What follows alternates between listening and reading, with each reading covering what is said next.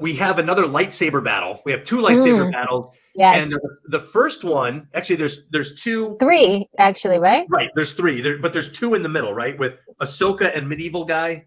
Yes. What's that guy's name?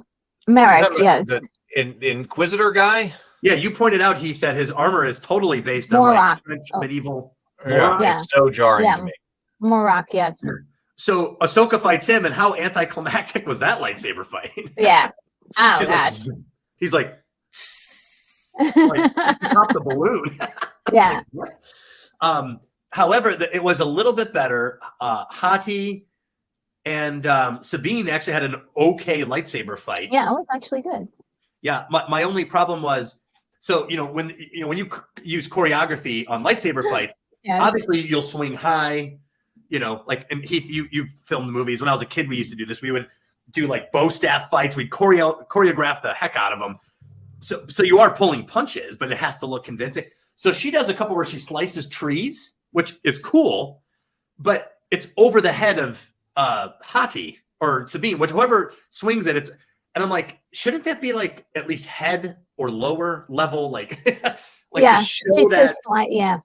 Yeah. Because if it's above both characters, then that you're wasting your swing there. I don't remember choreographing any of that as a kid. I just remember beating each other with sticks. We would choreograph. We would get these sticks and we would practice all of these moves until we had it like muscle memoried. And it always looked cool when you filmed it because it was so fast and everyone's moving and you're jumping and you're coming down and you know how to block it and all this stuff. So this show, the first couple episodes had really slow lightsaber battles. Yeah.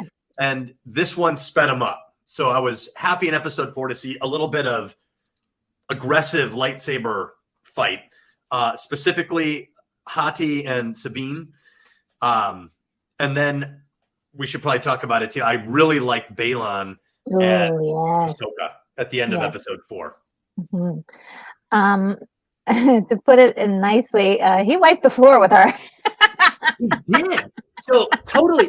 So Balon, so Ray Stevenson is the actor that plays Balon Skull. And he has what most of these characters do not, which is presence. Mm-hmm. You can put him in a scene just standing there, and your eyes are still kind of drawn to him, and you're like, that guy's dangerous. Yeah. He doesn't have to say anything. Like I just look at the guy. He doesn't look like he's scared. He knows how to do stoic. Like that's effective stoicism, because he has presence. If you're stoic with no presence, you're like the guy at the nightclub who's trying to play it cool and just sitting there and play it. You have no presence. Like you're not a mystery to anybody. I've had friends who's like, no, I'm mysterious. And it's like, no, you're not. You're invisible. But this guy is not invisible. Like you're aware of him, and he looks menacing. And I think Retro, you just said it. He wipes, like he comes at her with these like broadsword swings. Yes. And she cannot block those. Like she's trying. And I love the fact that they put that struggle in for her, because dealing with Morocco earlier twice, she's like, obviously superior. And it's very like, it's very like Zen warrior, and she's just better than everybody. But with Balon, it's a little bit different. He's someone she has to contend with. She has to contend with his size, his strength. And I just love, the moment where they're like locked together like that. And he just uses his power to like just push her blade away. And it's like, wow, what are you going to do now? Yeah. And I really felt at that moment for her. And that was the change. That was the change for me. I was like, okay, now we're feeling something. Yes. And that's where I really felt I wanted him to win, but I also wanted her to win too. Yeah. Well, the secret with heroines is that the Kathleen Kennedy, or I don't even know if it's just her, but the modern model is like these like super women that they don't have any self-doubt. They're not flawed. They're very effective. They're very confident. And I'm like, that's all good, but all those qualities are fleeting. Even for your great heroes and heroines, I don't know any woman or man that doesn't have self-doubt. So, or questions themselves, or has a low point, or loses. you have to show that, like you just said, the second she's on her heels and she's like, oh no, I don't know if I have this. Yeah. Now we're like cheering for her. Yeah. When Rey goes like this and beats Kylo Ren and wins, it's like, wow, I'm almost cheering for Kylo Ren. He seems like the poor chap that can't, needs to grow. Yeah. But you're right. She's on her heels on this, and you feel every impact. When he hits, she goes backwards, and there's sparks that fly off the lightsabers. And I was like, wow, this is intimidating, this guy coming at you. And I did like the way they choreographed her moves as well, because you can see she's using her size to her advantage by staying low. And she's doing a lot of really interesting acrobats. And I'm like, okay, yeah, this is good. I want to see more of this. There's actual, like, people are responding to each other. There's consequences, and for a moment there, I was in total bliss. I was like, So I studied a little bit of sword fight, and it's true in boxing, it's true in martial arts, it's true in sword fighting. It's combinations. So we think we're just watching people, like minute by minute blocking. That's not what's happening. There's certain steps and positions that you take, and then from that position, you usually do one or two combinations to go in while the other person tries to defend. And this lightsaber battle portrayed them as adjusting. He went this way, and then he stopped and went this way, and then she adjusted her stance. And I was like, this is what a combat would look like. You would have, the starting position before a combination is one thing. And if you change that, then you're changing the sequence of events, and she's reacting to that. So I was like, this almost looks like someone who understands sword fighting, coaching them. And like you said, it looked like a real lightsaber battle, because it looked like he had an actual sword fighting style. And she always has a real elegant 1-2 punch with her lightsabers. And I just appreciated watching the lightsaber battle. That was so good. I really did love it. Well, and there was something else that this lightsaber battle had that meant something. That I remember when I first watched the prequels, I love the speed and style of in Phantom Menace with Darth Maul and Qui-Gon and Obi-Wan. But I was like, something's missing. And I spent a lot of time trying to figure it out. And I was like, dialogue. There's like when Vader and Luke fought, Vader is seducing Luke. He's like, let go of your, it is pointless to resist. There's the dialogue is part of the combat. And they started to get that right in the later parts of the prequels. And this, and then also it's one thing to have dialogue, but it's another thing for that dialogue to mean something. In Balon here, there's that scene where they're crossed, and he's like, your legacy is one of death and destruction, which is going to matter in episode 5, by the way. And this bothers Ahsoka. He got into her head, which is what you're trying to do with lightsaber dialogue. You're trying. He's like, your legacy is death and destruction. You're Anakin's Padawan. It's your fault. You're part of this. You're part of the problem. Don't blame me. And I was like, oh, so he's zinging her with this dialogue, and it matters, and he's got a point. And she believes it too. Yeah. It wouldn't zing if there's no point to it, right? And I wonder, see, now this is why I always wonder, like, if this is part of the reason why she didn't want to take Sabine on as a Padawan, because of like fear that she was going to mess up.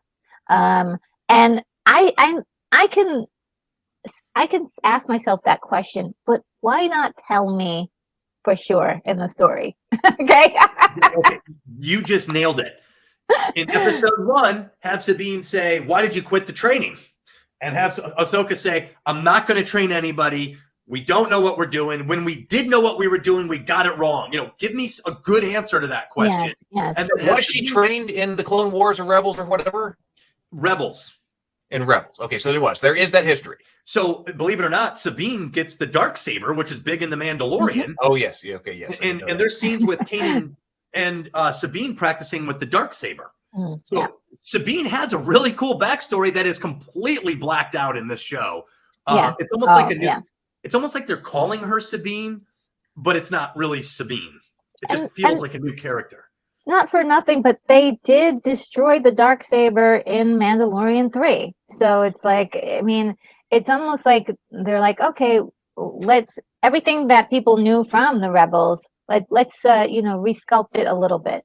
So I think that was the mistake. Was like, give us, like, actually, if you're going to use this stuff, actually, like, make it matter. Make it matter. Like, it reminds me of like J.J. Abrams and Rian Johnson like erasing each other's threads through the sequel trilogy. Like, they would hand him the lightsaber, you're like, oh my god, what gravity! And then he's like, who cares about that? And I'm like, oh, that writer just took that one. And then when they killed Snoke, I was like, oh, this writer doesn't care about any of that setup.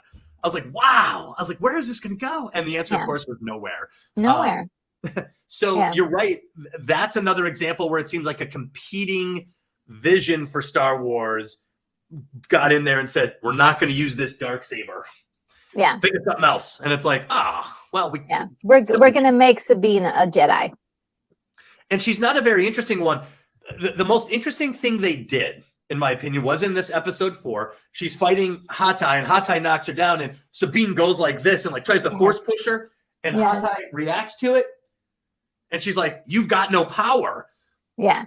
I like that. I don't know why. I haven't really analyzed why I thought that was good, but there was something about being Sabine, who we've heard is terrible, live up to the reputation of not being good with the Force. It made me actually feel a little sympathy for her because she tried and failed.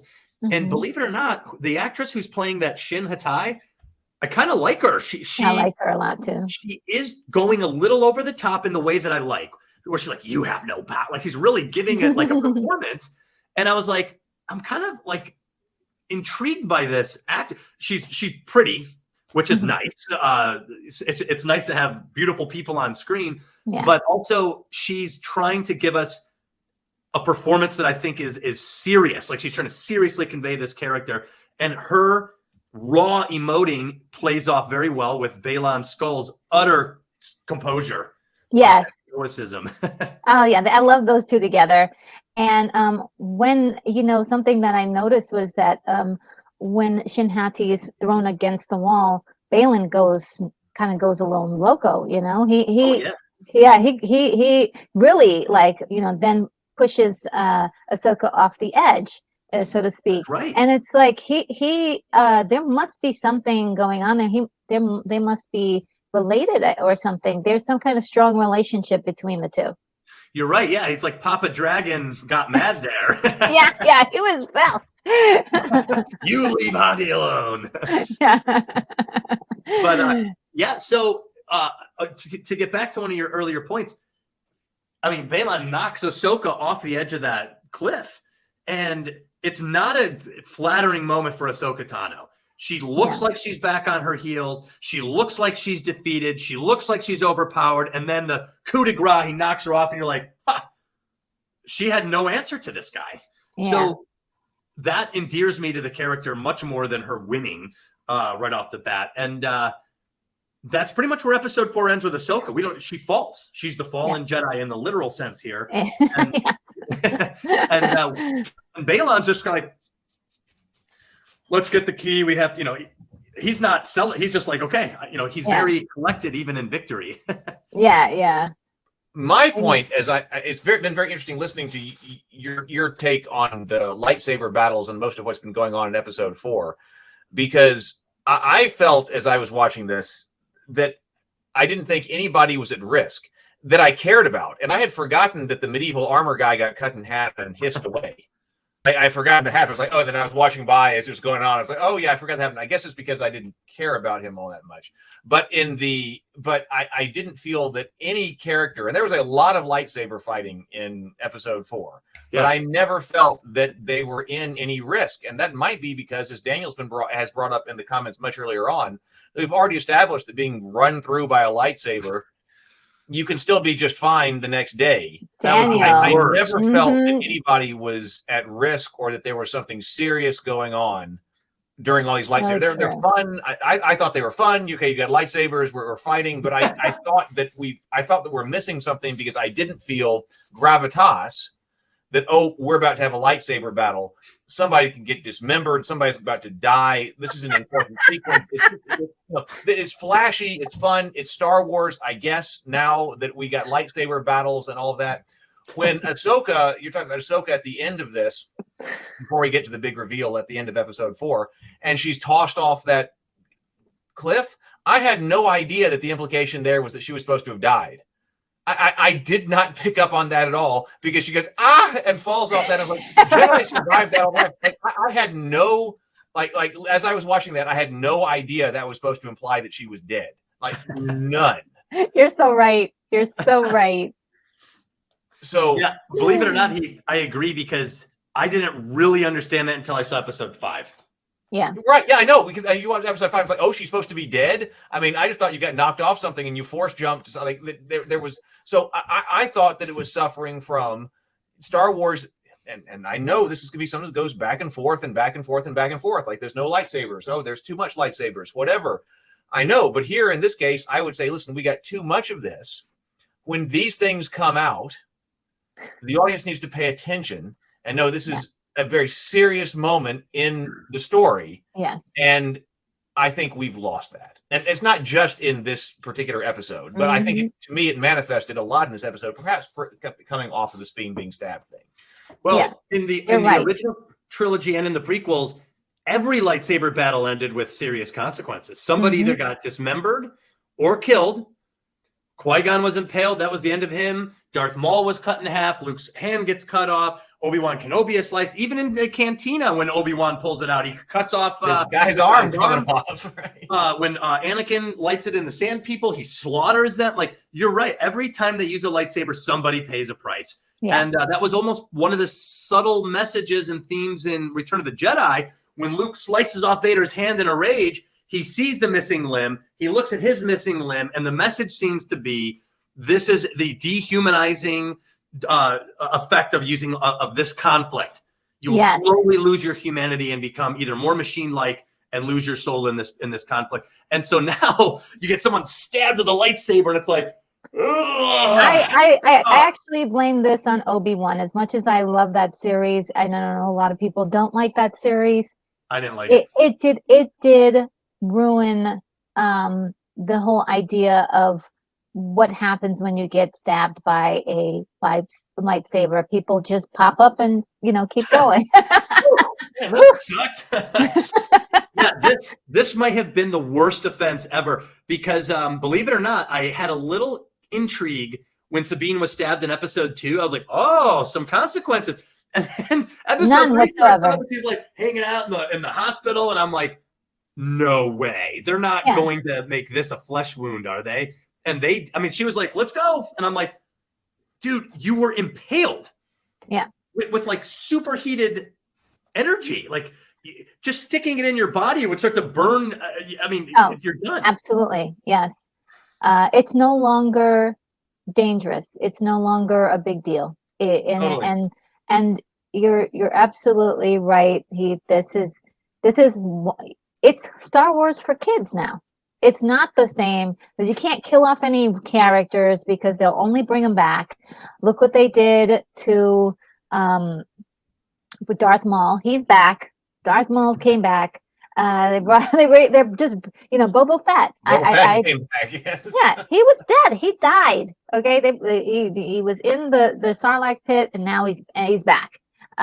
So they cannot kill anybody, because they want to continue to milk these characters for everything that they are worth. But they're sacrificing story. They're sacrificing people really feeling invested into these characters and loving them unconditionally. Like, how we used to love the original characters, and even Anakin. I still have a warm spot in my heart for Anakin. So it's like having a lightsaber battle doesn't mean you're going to die. You're not going to lose any armed, limbs, and it's okay. You could just bounce right back. Just take 2 Tums, and you'll be fine. I don't want to downplay the difficulty of this from the story perspective, because a lot of people equate Star Wars with things like lightsaber fights. And okay, we're getting more and more Star Wars now. Sable Phoenix was actually talking about, and I kind of agree with it. Well, now what we're going to TV shows. And Star Wars might arguably be better if there were just the big set piece movies that you're looking for every 2 years. although they didn't actually do that all that well, you know, but then you could have had that. But if you're trying to do TV shows, what is it that people want out of Star Wars? And I see this on social media, and I can't completely. I mean, I don't think it's not wrong. I mean, people enjoy TV shows and movies for a whole bunch of different reasons. So the reasons why people enjoy things is not wrong. But you know, you hear people who say that. Look, I mean, I love this. You got lightsaber battles. You got the starfighters. You got laser blasts. You know, like what's not to love about that? Mm-hmm. So I understand that, especially if you're going to do a lot of TV shows. I understand that. Well, what have we got to put in light? And we got to put every couple of episodes. They need to fight in lightsabers and have a cool lightsaber battle, and we've got to get some cool choreography. I recognize those things are in conflict, and I do think about it from my writing. I mean, I think there are things to be learned about that story structure, about story from what's happening to lightsabers. Do you really want another TV show where you have to do that? Exposing things that should not be exposed, like what I mean by that, Boba Fett. Boba Fett's a really cool character because you don't know a lot about him. So an obvious thing to do is, hey, let's make a whole TV show about him. Let's destroy the mystery. But then as soon as you destroy the mystery, all of a sudden he's not as cool anymore. You know, and I realize there's that tug of war back and forth when you're trying to write something. But I think that it would be better if it were more on the other side, the reserved side of things.